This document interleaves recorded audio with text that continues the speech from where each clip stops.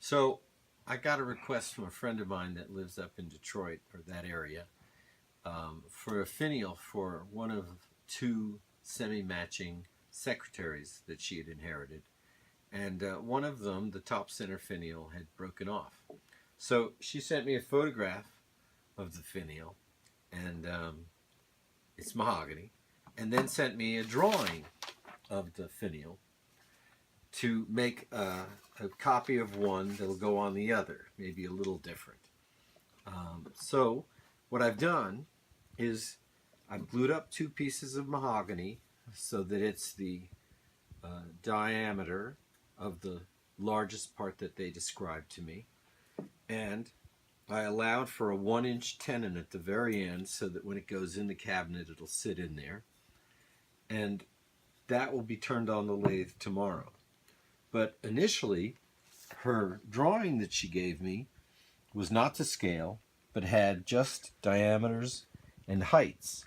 So rather than just start on the lathe with this and guess what things will look like, what I've done is I've done a layout board, a stick to put up next to the lathe as it's turning, and I can measure off of it for the dimensions of the finial. So these points that were the diameters and the heights I've transferred to the stick, starting with a center line and the deepest section that the piece would be.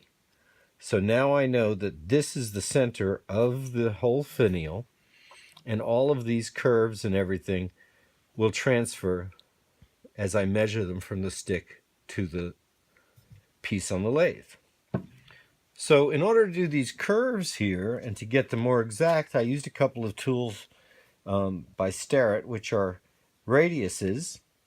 They're all different radiuses, and I can match them up to the ones that I was going to mark off.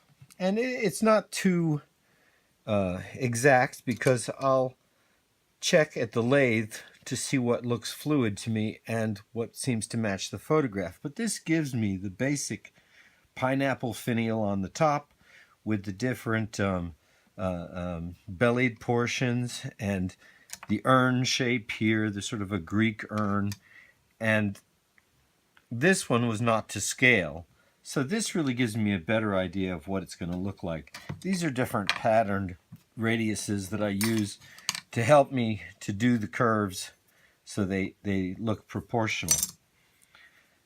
The next video that I'm going to do will show a little bit more along the project, and I'll include some photographs of the actual finial on the other piece that we're going to match. This mahogany is off of an old ship that used to, a tug that used to push the oil freighters around in the Gulf. And when they re-outfitted it, I had this mahogany left over. And it's really got a good grain, and it takes color really well. It's going to come up pretty rich. I may have to add a little bit of walnut in some of the crevices just to age it a little bit so it matches the older one. But that's it. And I hope you get something out of this, and we'll see you on the next video.